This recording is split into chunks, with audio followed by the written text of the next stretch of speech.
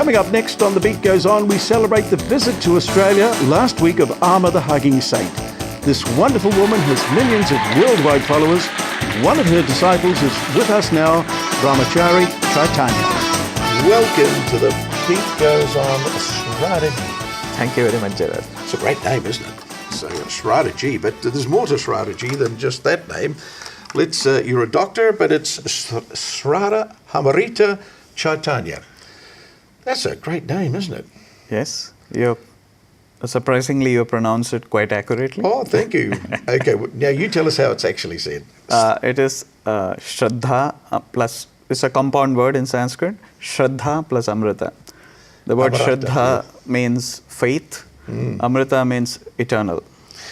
And Chaitanya? Means consciousness. Consciousness, wow. Now it's on the screen beneath us, so everyone in New Zealand now knows how to spell your name. Shraddhamrita, welcome, as I said, to the Beat Goes On. It's just wonderful to have you.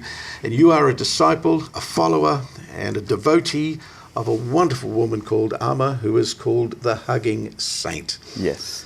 That's a great job, isn't it? Just hugging people, isn't it? But it works. It's a miracle what it does. Yes. This woman in India, she started hugging people, and it caught on. People loved it. There was something about her hug or her givingness that attracted followers, and now she's worldwide and has, just fantastic meetings with sometimes 200,000 people. Yes. Why don't we just, before we talk any further, just show our viewers. Sure. This is I think it's in America somewhere, but 200,000 people turned up to receive a hug. I'm sure she couldn't hug the whole 200,000, but... No, that's very wrong. She does. She doesn't get up till she hugs each and everybody. Wow. She'd be there for days. That's what... No, she manages in time. She manages to do it. Let's have a quick look at who Amma is. John Quinones reports on the power of a simple hug.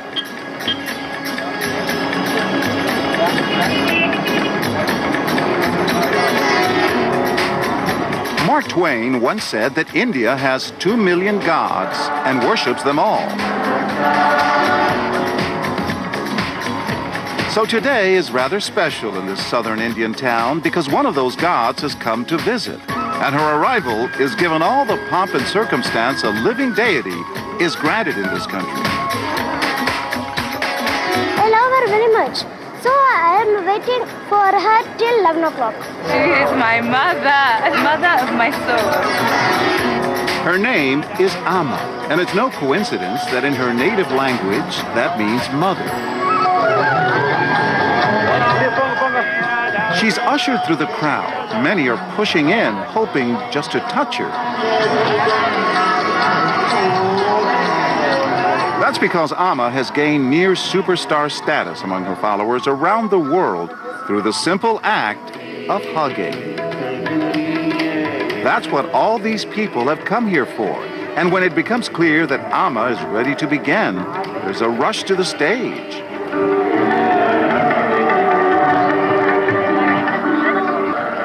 Many pilgrims become deeply emotional once they finally reach her.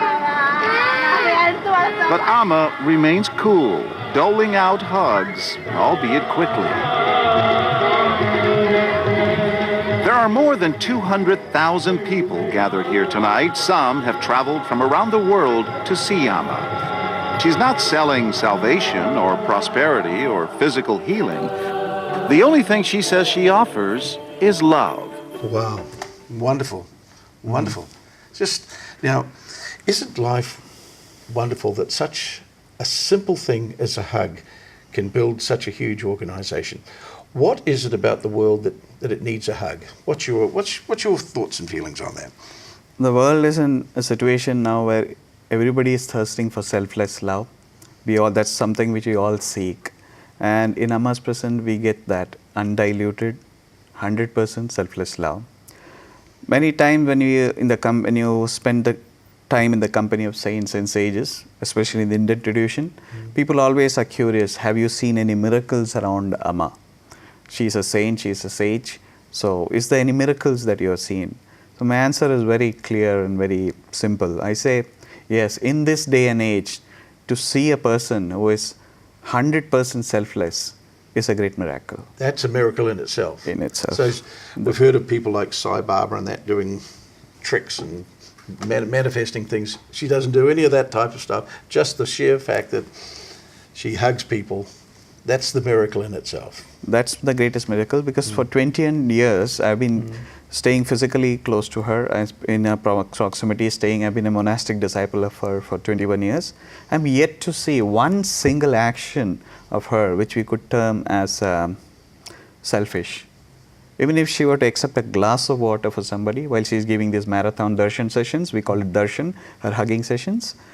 Even if you were to just to accept a glass of water for somebody, just to make that person happy. It's incredible.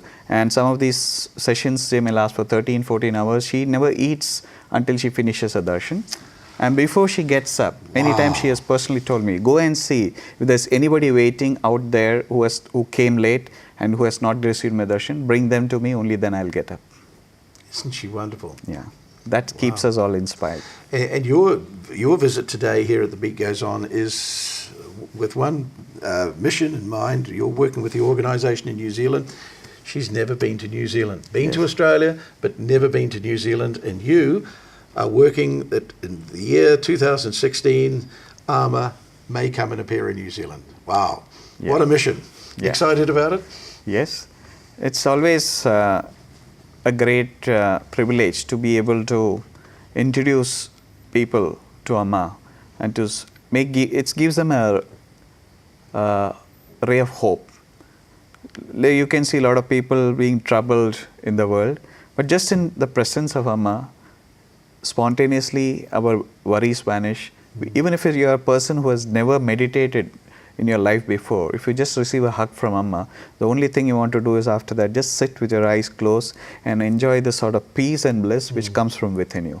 It's like the only best way I can describe it is after a hug, a peace and silence comes from within you. It's like the fragrance of a rose which comes from within and it's spreading outside. You feel that from within you, a peace and a silence, a bliss which just comes out from within you and spreads around. You're a lucky man. How many hugs have you had?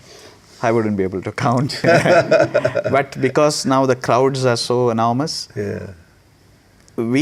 I don't personally go for many hugs, maybe one a year or twice a year. Wow. But people come from miles around to yes, all over the world. Yeah. Now, how did you get involved? What was your commercial job in another life before you became a devotee? You were living in India? I was living in India. And what were you working at? I'm by training. I have a bachelor's degree in electrical and electronics engineering. An electrical engineer. Wow, there can't be anything more diverse than electrical engineering and becoming a devotee of the Hugging Saint. But what made you one day say, that's it for electrical engineering, I'm going to follow the Hugging Saint? Was there a moment or was it a gradual transition? It was a gradual transition. I met Amma when I was studying for my engineering. When I finished my engineering, I discovered that within me I have a spiritual inclinations, and I found that Amma is the best person to guide me. But I was not 100% sure, because the spiritual path, they say, it's like traveling on a razor's edge. So I was not sure. So when I asked Amma what I should do, she told me, if you get a job, go for a job. So I got a job. I was actually, though my training is in electronics engineering. Electronics or electrical? Electrical and electronics engineering. Both of them, yep. Yeah, and though my training was that, I was very interested in computer programming. So I got a job in the software field. I was working for 2 years in the city of Mumbai. And over these 2 years, I had everything which... everything you wanted in life. Everything I wanted in life. But there was something missing. So over these 2 years, the gradual conviction came over me. It took 2 years. Then I knew that my life is to be with Amma. Once that decision was made, then when I went to Amma, she said, yes, you can now join the ashram. So it was absolutely... And how many years ago was that? I joined Amma's ashram in 1993. 2003, you've been there nearly 22 years. Yes. Wow. And enjoyed every moment of it? Yes. Yeah, because you've seen the organisation grow, haven't you? Yes, definitely. How small was it when you joined? When I joined, there would be around maybe 150 people at the most in the ashram staying permanently. But now there are thousands. Thousands. Wow. Earlier in the ashram, we were so small that anything happens in the ashram or to any of the members or what are the new activities, it would be, we could just hear it by word of mouth. Now the organization is grown so huge that even for me to know what's happening, I have to go and visit our site. We have a site called Embracing the World. So I have to go and look because it's spread in all the countries. Oh, let's get that. You can go to embracingtheworld.org. .org. Well, we'll put that on the bottom of the screen so people can have a look. Yeah. Now, sometimes you can get enthusiastic about things like you did 22 years ago and rah, rah, rah, and then it wears off. Why hasn't it worn off? It's simple. Because every day we see Amma doing things and that keeps us inspired. And Amma is very strict on herself because sometimes physically her body may not be well, but she makes it a point never to miss her darshan. Sometimes people who come for a hug don't know, but we would know that she is not well physically. And we would tell her, Amma, take rest. Then Amma says, my children, you are all watching me. If I take rest for 1 minute, you will take rest for 1 year. Okay. Now, you've seen the effect. You've watched the effect of the hug. Yes. Amma just takes you in her arms and gives you a hug. Yes. Tell me what you see when you're watching it happen. I mean, she goes all day. What's it like? Must be wonderful.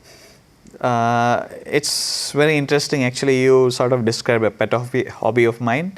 I keep watching people before they come to Amma and see their expression, when they get hugged by Amma and when they leave. You can see that it's a transformation process happening to each and everybody who comes. What is happening? What do you think happens? The essence, what Amma is doing is, I will be quoting a little bit of, because that is my training, the essence of meditation, the Yoga Sutras. The essence of yoga, it says, calming the mind down or controlling the mind, making the mind peaceful is the essence of yoga. So when we come to Amma, Amma transmits a small fraction of her spiritual energy into us, and that makes our mind temporarily still for some time. Yeah. And that is what we aim to do with meditation, keep the mind still and under control. Now that effortlessly happens with a hug. The Western world, our minds are chattering machines, aren't they? The chattering of the mind, it never stops with the Western culture. And that's really what she's trying to say. Hey, just stop and smell the roses. It's a beautiful, wonderful world. It's just full of awe, and yet we miss it all in our busy lives. We miss it all. Yeah. The way Amma puts it is very interesting. She says two things about the mind. One, she says is, if you see a dog, it will wag its tail. That's perfectly natural. But what happens if the tail starts wagging the dog? Similarly, the mind is an instrument which is like my hand. I can control it, but the mind I can't control. So the mind is something which we should be able to control. Which Amma says, and in other ways, the remote control of the mind, our mind should be in our hands. Right now, it's somebody else's hand. Somebody else decides. They say something, I become happy. They say something, I become unhappy. Amma says, you put your remote control in their hands. Keep it in your hands. That is spirituality. Wonderful. You put your remote control in their hands instead of your own hands. How do we get Amma to come to New Zealand? What do we have to do? It could be in 2016 or even in 2017. Yeah. So the whole idea is to drum up enough support so that when they go to meet Amma, they can say, Amma, so many people are here waiting to see you. Wow. It's going to happen. Okay. It has to happen. You put the thought out there, the thought out there, and it's going to happen. And you're working hard at it. Shraddhamrita. I won't go the whole name, but we're going to see you again as it gets closer and closer to the time. And our mission is to get Amma to New Zealand. Yes. Thank you very much for coming in today. Namaste. Thank you.